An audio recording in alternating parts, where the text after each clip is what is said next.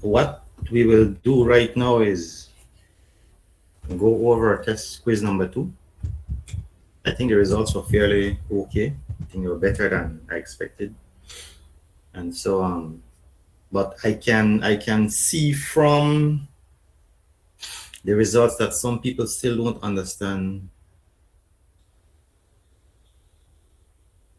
either how to find chi-squared or how to find use the Hardy-Weinberg equation to find frequency of alleles within a population. That is obvious that some people don't know. Some people, it's obvious that they don't know it, but they get the answer from their friends, right? And I want to tell you that come final exams when you do it face to face, I don't know which friend you'll be asking for the answers for because it will be you, yourself, and you there in the final exam. All right.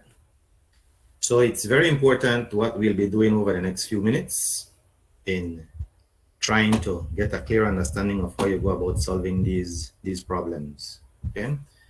So guys, I suggest that you grab your notebook and your pen, grab a calculator, and you'll be doing it as we go along.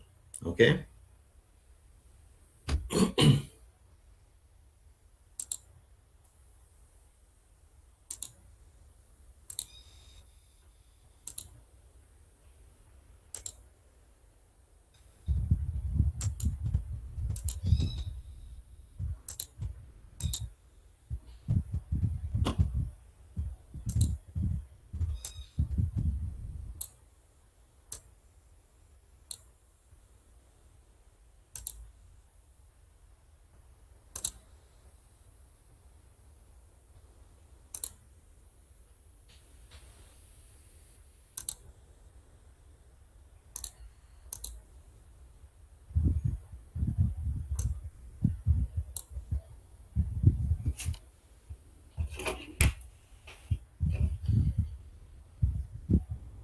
Okay, the first question says, in a cross to obtain the F2 generation, a researcher John Brown obtained 178 tall plants and 75 short plants. Calculate the chi-square. Make sure you show your working. Will you accept or reject the null hypothesis? Why? Does Mr. Brown results follow Mendelian genetics? So some people, they work out, draw the table and fill in everything and they found the chi-square and that's it. That is what they submit to me. But they fail to answer these questions. Will you accept or reject the null hypothesis? Why? Does Mr. Brown's results follow Mendelian genetics? And so if you do not answer these questions that I ask, then you can't get full points. Is that clear? So it's not a matter of just finding chi-squared and that's it. Jerry, go ahead. Morning, sir. Yeah, good morning. I wanted to mention that I did answer that part of the question, but it was on the other sheet. It was in the same file, but on the other sheet. But and then you commented that I didn't answer the question, so I was just confused. If you could elaborate more on that. Okay. All right. So make sure that everything that is asked of you, you do in order to try and get full points. So the first thing is calculate the chi-square. That is what it says there, right here.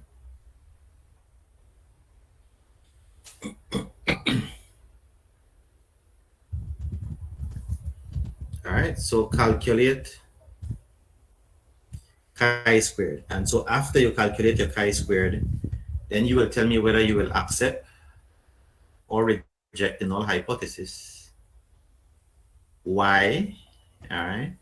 And does the results follow that of Mendelian genetics? All of these things you need to do in order to get full points.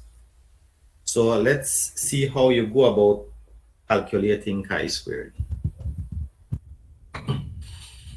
I have here the results, right? So you set up your table whereby you have categories. And this particular problem talks about two phenotypes, tall and short. So right away, you know that this is a monohybrid cross, right? because it takes into consideration only one trait, which is plant height. So tall and short. And the problem says that the observed frequency, all right, so Mr. Brown observed that he got 178 tall plants and 75 short plants. We all know that the expected frequency when doing obtaining F2 generation from a monohybrid cross will always be 3:1. So this will always be your expected frequency when obtaining the F2 generation in a monohybrid cross. Okay. How do we go about calculating the expected frequency, which is the next column? All right.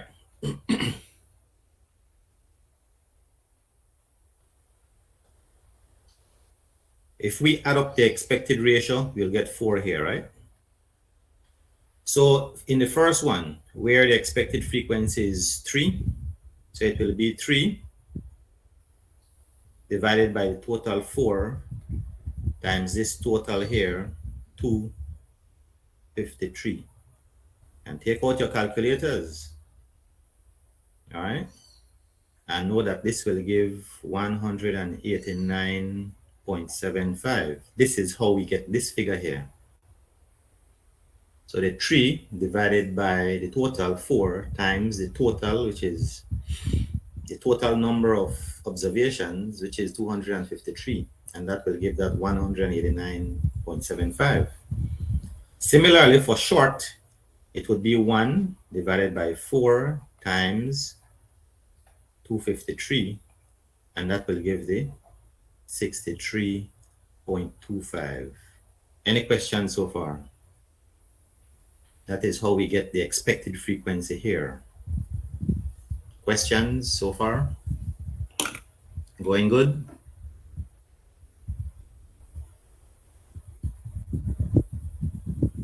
Yes, sir. Okay. And so the next column says observed frequency minus expected frequency. So that is right there. The observed frequency will be 178 minus the expected frequency, which is 189.75. From you see this, you're taking away a bigger number from a smaller number, so you should expect a negative number. And so this will give you negative 11.75. That is this figure right here. All right. For short, it would be the observed frequency, which is 75, minus the expected frequency, which is 63.25, and that will give you 11.775. Okay, this figure right here. So it says now, the next column is that you will take this figure and square it. So this negative 11.75, you will square that. I hope you all have your calculators and doing it for yourselves to see what you get. And so when you square 11.75, take note, a negative number times a negative number will always give positive.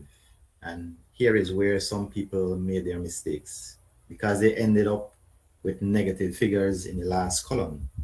You will never end up with negative figures in the last column, because every time you multiply a negative figure by a negative figure, you'll get a positive figure. So in this particular case, negative 11.75 squared will give you a positive 138.06. And so when you square that positive 11.75, it will give you 138.06 as well. And so the next column is that same figure divided by, let me create some space here.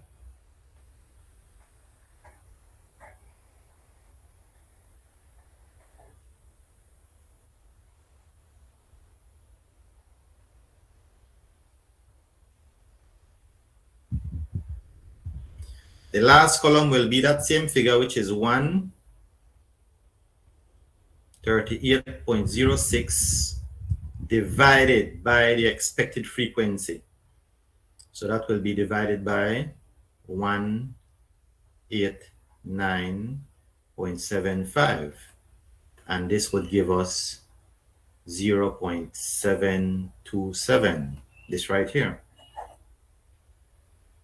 And so for short, it would be 138.06 divided by the expected frequency, which is 63.25.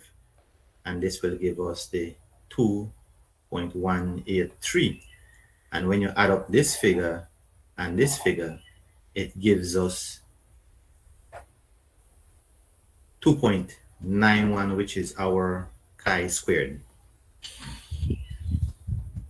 So our chi-squared will be the sum, all right, of everything in this last column. So our chi-squared for this first one is 2.91. So we just completed the first part of the question where it says calculate the chi-squared. So we just completed that part. So you can see our chi-squared is 2.91. But based on that now, it says, will you accept or reject the null hypothesis? Why? And does Mr. Brown's results follow Mendelian genetics? So we're not done yet. All right.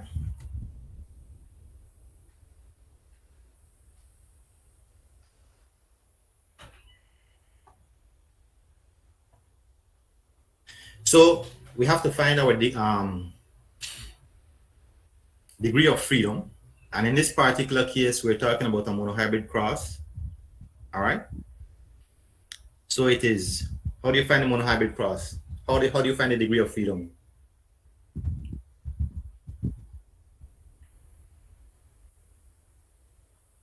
Anybody? N minus 1. N minus 1. N minus 1. And in this particular case, N is how much? 2. 2, right? The tall and the short. Tall and short, that's N. So it will be 2 minus 1, and that will give us 1. So our degree of freedom is right here, 1. And so using the 0.05 probability, our critical value for this particular monohybrid cross will be 3.841. I said in class that your critical value is 2.91, and that is less than your critical value of 3.841. And I said in class that if your chi-squared is less than the the critical value, what should you do? Should you accept or reject the null hypothesis?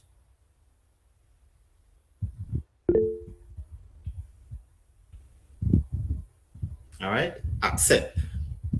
So if your chi-squared is less than the critical value, then you accept the null hypothesis. All right, and that simply means that there is no significant difference between your observation and what was expected. All right, and because there was no significant difference between the observed and the expected, then it simply means that it followed Mendelian genetics. Okay? Any questions concerning this particular question?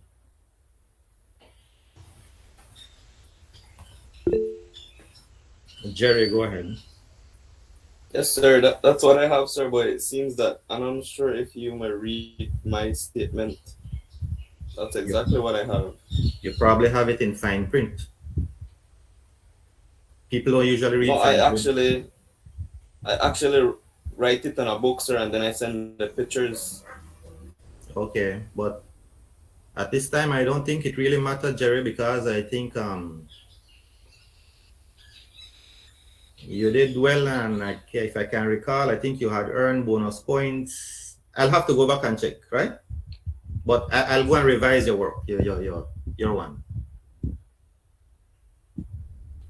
All right, sir. Any other questions with respect to this particular question?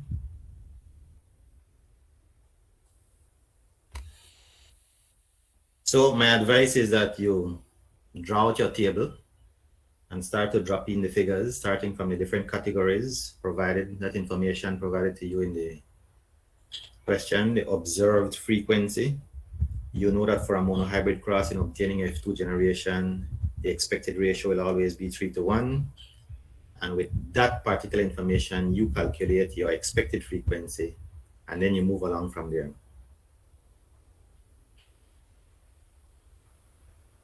We're good? No other questions? Let's move on to the next one.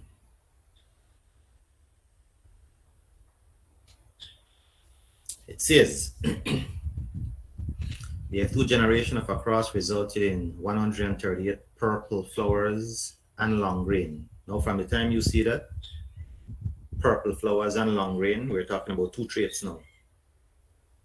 So we're talking about a dihybrid cross. So several things will change. All right. You will not have n equal 2 now. N will equal 4. And so your degree of freedom will change and your critical value will change when it's time to compare your chi-squared with the critical value. So 134 purple flowers and long grain, 85 purple flowers and short grain, 75 red flowers and long grain, and 19 red flowers and short grain. Calculate the chi-square. So that is the first thing you need to do. Draw your table, calculate your chi-squared, but it's not only to calculate chi-squared. It says, will you accept or reject the null hypothesis, right? So this is one of the first things you need to do, calculate the chi-squared. And thereafter, you need to say whether you will accept or reject the null hypothesis and why, and does the result follow Mendelian genetics, similar to the previous question. So basically, you do your table, and in this particular case, you'll have 4 categories now because it's a dihybrid cross. So we're talking about purple flowers with long grain, PL, right? PL here means purple flowers with long grain, purple flowers with short grain, red flowers with long grain, and red flowers with short grain. And so this observed frequency was what was provided to you in the problem. Here we have 134 purple and long grain, 85 purple and short grain, 75 red and long grain, and 19 red with short grain. And we know that in a dihybrid cross, when obtaining the F2 generation, the expected ratio will be 9 to 3 to 3 to 1, what you see there in this column. And of course, if we add this up, this will give us 16. So how do we go about calculating the expected frequency? Well, the first one, purple flowers and long grain, it will be 9 divided by 16 times the total. The total here will be 313, and that will give us the 176.06 that you see right here. That is the expected frequency. Okay, and so the other one, purple flowers and short grain, would be 3 divided by 16 times 313, and that would give you the 58.68. And so the red flowers and long grain will be similar to this one. And so we can move to red flowers and short grain, whereby the expected ratio is 1. So it will be 1 divided by 16 times 313, and that will give us the 19.56. So this is how you go about calculating this column that says expected frequency. All right. And after you have that, then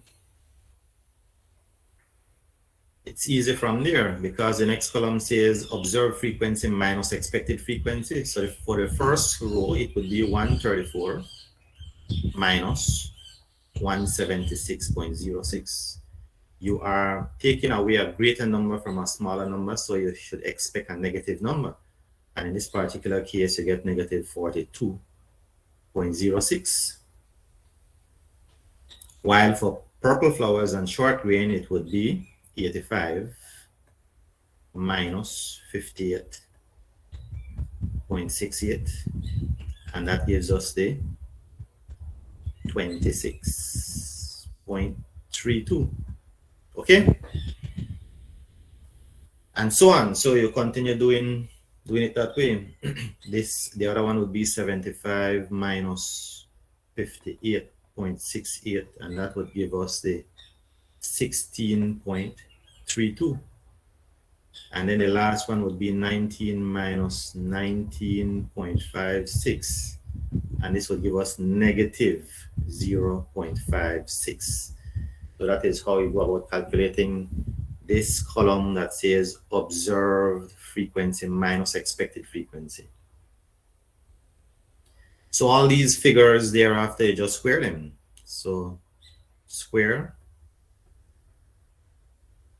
all right, and when you square a negative number, it will give you a positive number. So this square for the negative 42.06 squared will give us 1769.04.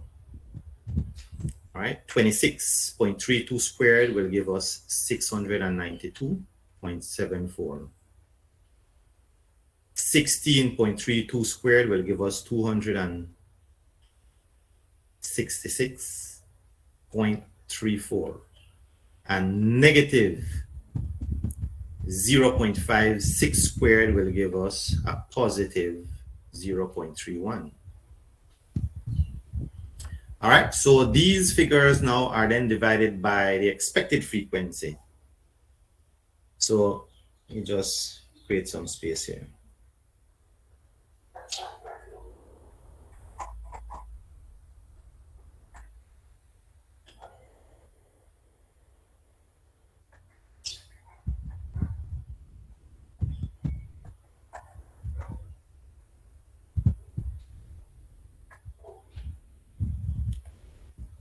So the last column would be calculated this way, whereby you divided 1769.04 divided by the expected frequency, which is 176.06, and this would give you 10.05. This first row right here, that is what we're doing. Okay, and so the second one would be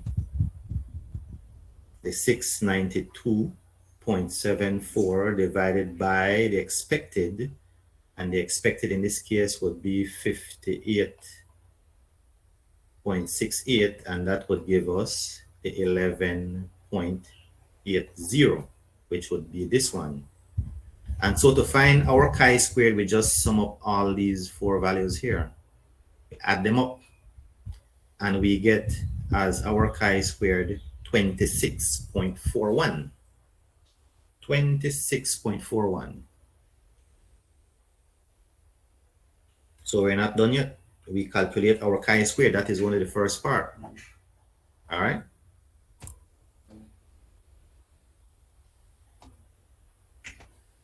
Here, our n is 4. All right, so n minus 1. So 4 minus 1 will equal to 3. So our degree of freedom will be 3. And at 0.05 probability, our critical value will be 7.815. So our chi-squared, which is 26.41, is greater than the critical value of 7.815. And I said that whenever your critical value whenever your chi-squared is greater than the critical value, then you should reject the null hypothesis. And that means that there is significant difference between the observed frequency and the expected frequency, and it does not follow Mendelian genetics. Okay? So your chi-squared is greater than the critical value. Reject the null hypothesis. There is significant difference between your observed frequency and your expected frequency, and this result does not follow Mendelian genetics. Questions?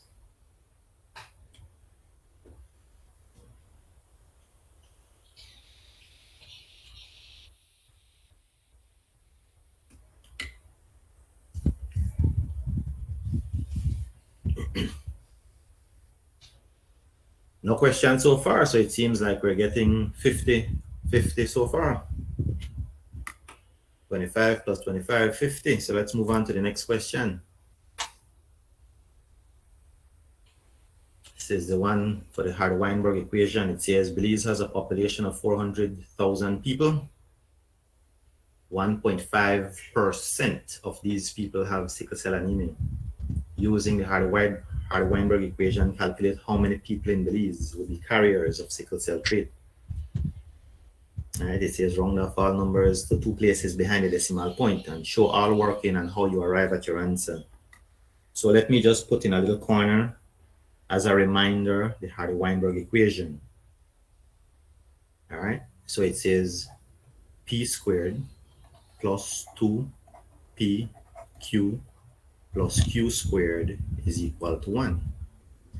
Here we know that p plus q is also equal to 1. And we know that p is the dominant allele and q is the recessive allele. There's another piece of information very critical that you all need to know. And we're talking about sickle cell. Sickle cell is dominant or recessive? Recessive. It's recessive. All right. So when I say 1.5% of these people have sickle cell, from the Hardy-Weinberg equation, what information is that? What did I provide you with when I say 1.5% of the people have sickle cell?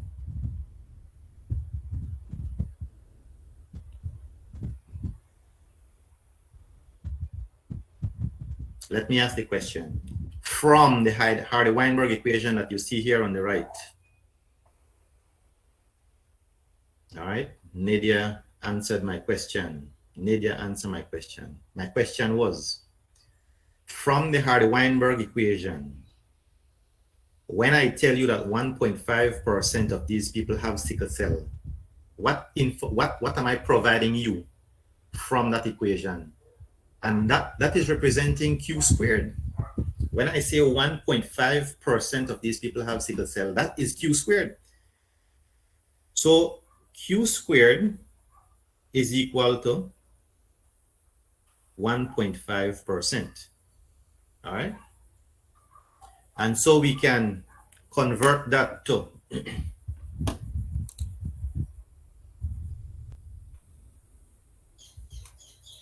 decimal, right? Which would be 0.015. That is q squared.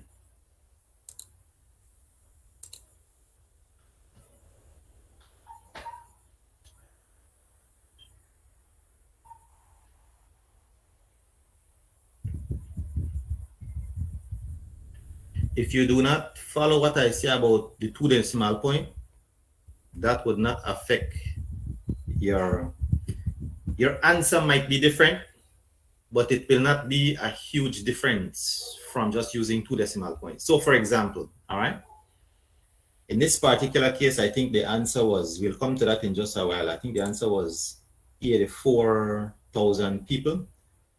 But if you do not use it, the 2 decimal point, and let's say you get 85 or 84,000 something or 83, you still get full points, because I know it's because of the number of places behind the decimal. That is what is throwing off getting that exact 84,000. So that would not affect you losing points. All right. So here we have Q squared. So what would be our next job from here? We have Q squared that when converted to decimal would be 0.015. What is our next step? What should we do next? Square 0.015. Square it in order for us to find what is Q, because that is Q squared. We need to find what is Q, because at the end of the day, you see this right here? This is very important. It's very important that we determine what is P and what is Q. And when we have those figures, then we can plug those into the Hardy-Weinberg equation and make life easier for you. So the first thing, the first objective is to determine what is P and what is Q. I furnished you with Q squared. I gave you Q squared. So to find Q, like what you guys said, square root. So Q would be the square root of 0.015. And so this would give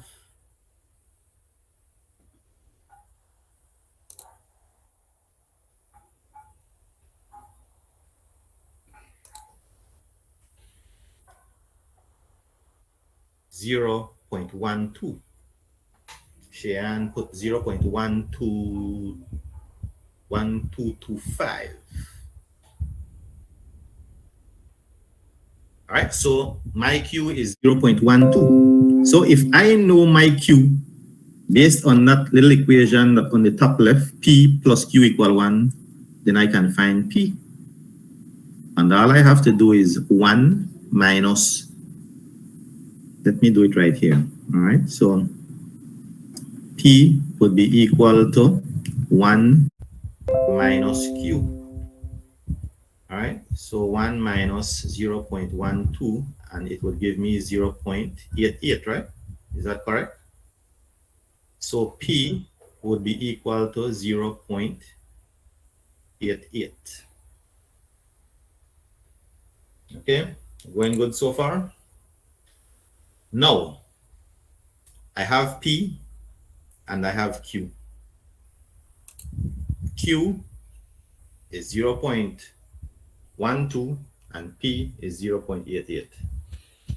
Let's go back to what this question is asking. It says, using the Hardy-Weinberg equation, calculate how many people in Belize are carriers of the sickle cell trait. So folks, from the Hardy-Weinberg equation, what am I looking for?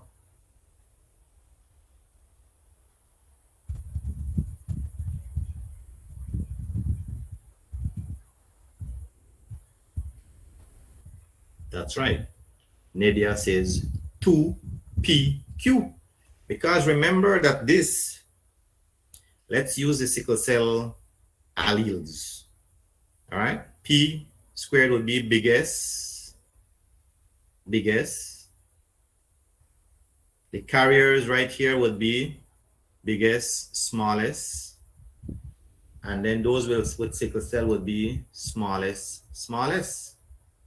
So I ask how many would be carriers. So my focus is right here in the middle of this equation, the P and the Q. So it would be 2 times P, which is 0.88, times Q, 0.12. And that would give me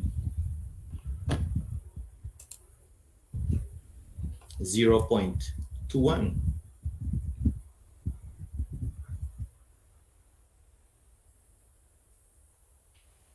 All right, 0.21. You can convert that to percentage, and that would be 21%.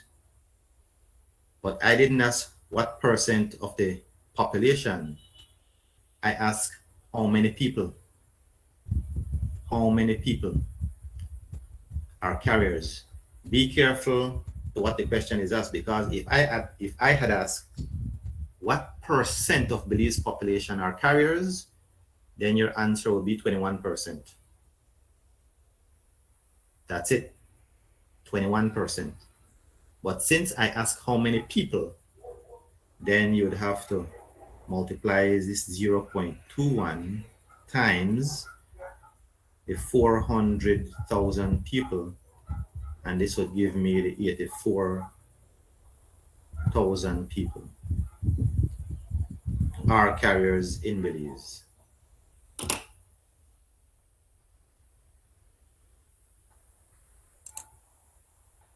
Questions?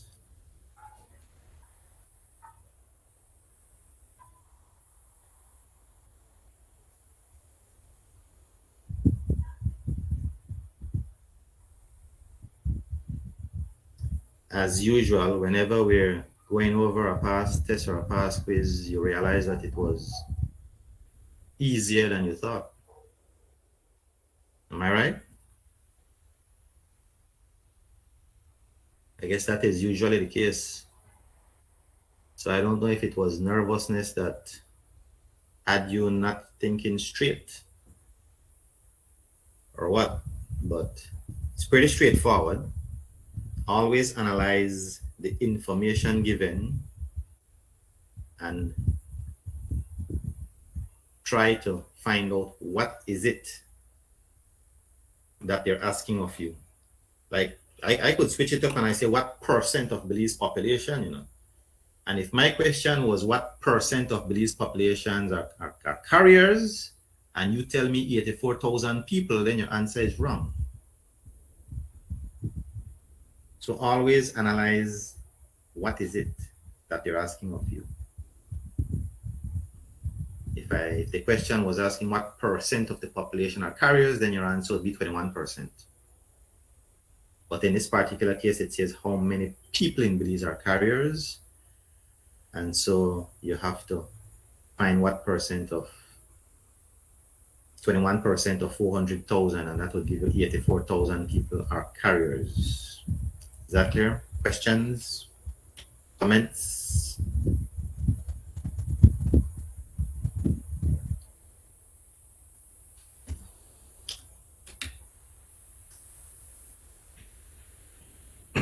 None? We're good?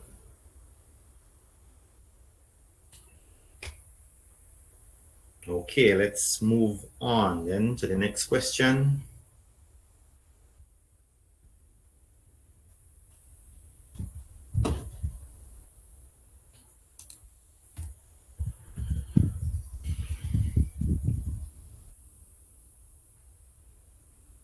It says, before I ever read the question, let me just write the Hardy-Weinberg equation here.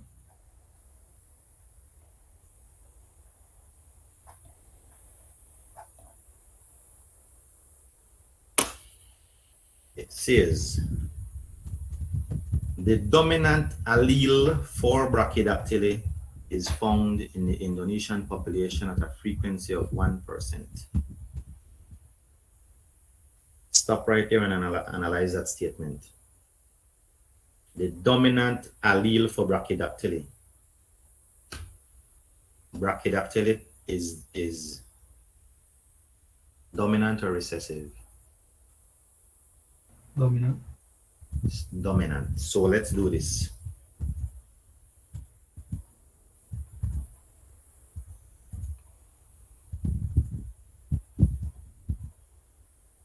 Since it's dominant, these two would have brachydactyly, all right? And it says the dominant allele for brachydactyly is found in the Indonesian population at a frequency of 1%. What information did I just give you there from the Hardy-Weinberg equation?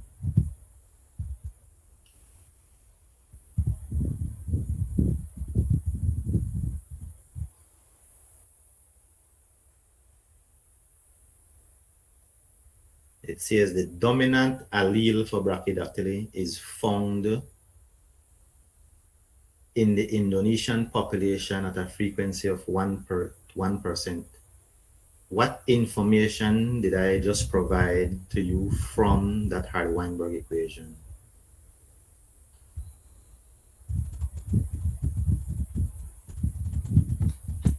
Let me rewrite some of what I wrote from the last question. I said P plus Q is equal to 1. And I also said P represents the dominant allele and Q represents the recessive allele. So when I say the dominant allele for brachydactyly is found in the Indonesian population at a frequency of 1%, what I just gave you there is P. And so I made life easy for you that I gave you P. So all you have to do is find Q and plug it into the equation. All right.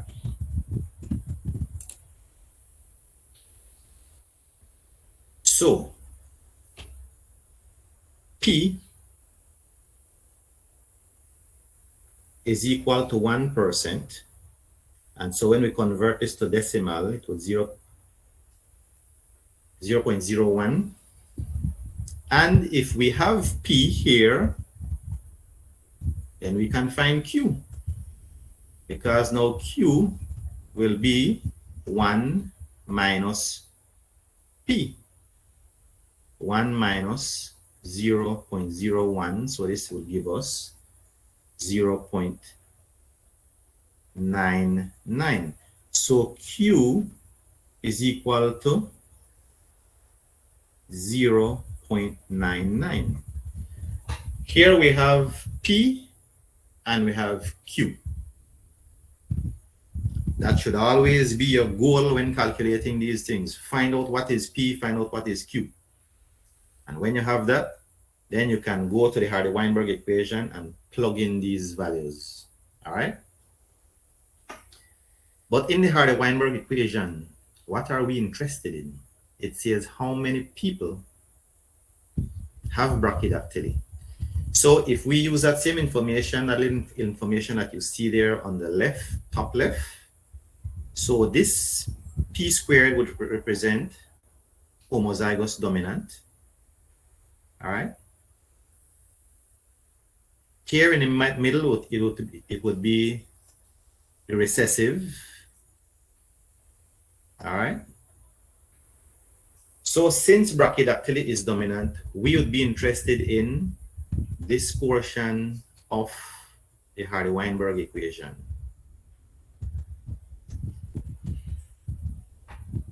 Is that understood? Because it says how many people have brachydactyly. How many people have brachydactyly? Knowing that it is dominant, then the heterozygotes will also have brachydactyly. And so we can plug in our information to calculate how many people have brachydactyly. All right, so it would be, here we know that P is 0.01, and so we would square this plus 2 times P is 0.01 times Q, which is 0.99. And when you work this out, all right, the 0.01 squared will give 0.0001. All right. And this right here will give us 0.0198. And when we add that up, it gives us 0.0199. This would be equivalent to 1.99%. So 1.99% of the population would have brachydactyly, but I didn't ask what percentage of the population would have brachydactyly. It says how many people. How many people would have brachydactyly? And I gave you, it says with a current population of 270 million people, how many of these people would have brachydactyly? So it's just a matter of multiplying the 0.0199, which is the same thing as the 1.99% divided by 100 times 270 million people. And this would give 5,373,000 people with brachydactyly in Indonesia.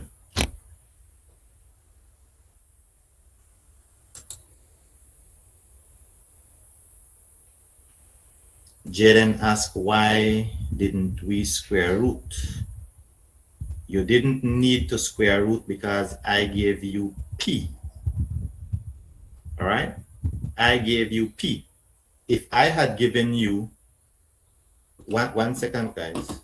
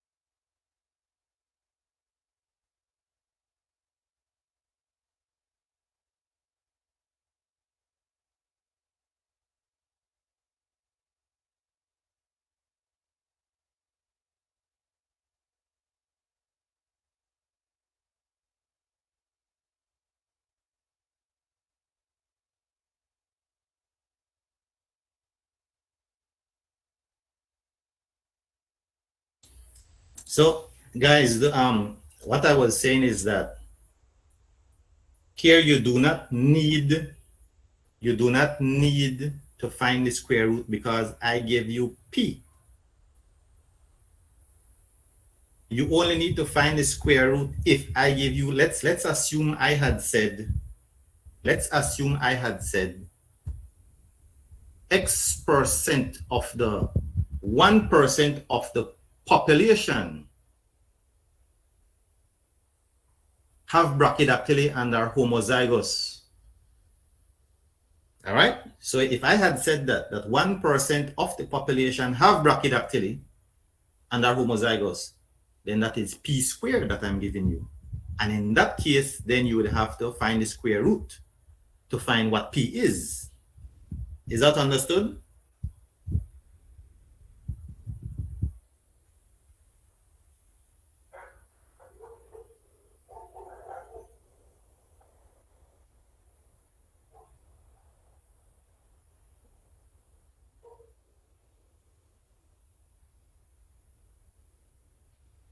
You have to analyze the information given to you, right? Hold on 1 second.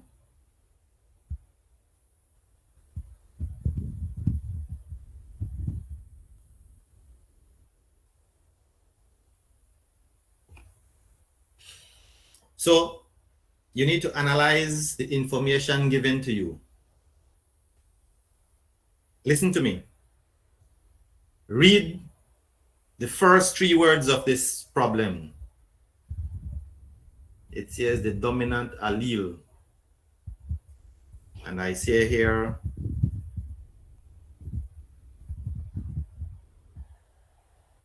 P is the dominant allele and Q is the recessive allele. So the first 3 words of this statement says the dominant allele. So from you see that and from you read that, you know I'm giving you P. But if I say certain percentage of the population have brachydactyly, then right away you know it's either big B or big B small b. But I would have to differentiate and say, all right, certain percentage of the population have brachydactyly and are homozygous. In that particular case, that would be big B, which is equivalent to P squared. And so under that condition, you'd have to find the square root to find what P is. Is that understood? So it's a matter of analyzing the information given to you and know what it is. Is it a P squared I give you? Or is it a Q squared? Or is it a PQ, the heterozygous? Or did I just give you the allele, the P or the Q?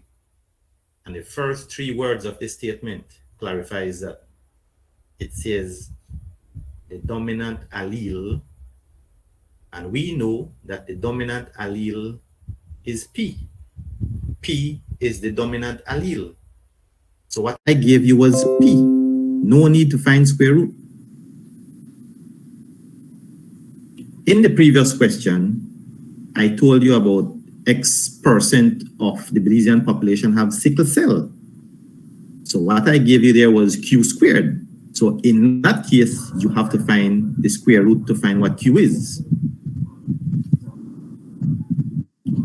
All right? Is that understood? Any other questions?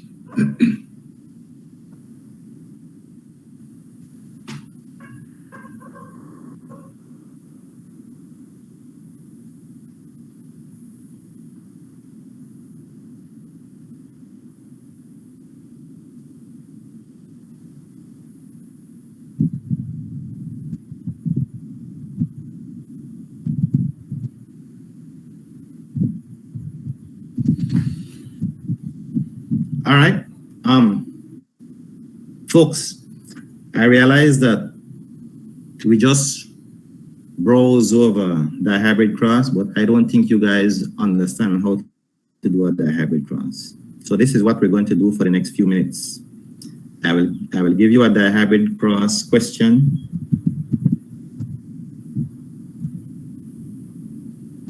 And you're going to work it out. Who get the answer first? Raise your hand. But you will have to explain to me how you get it, what are the alleles you put on each square and so on. And this is for 5 points towards test number 1, which will be not this Thursday, but next week Thursday. You all got that? So this is for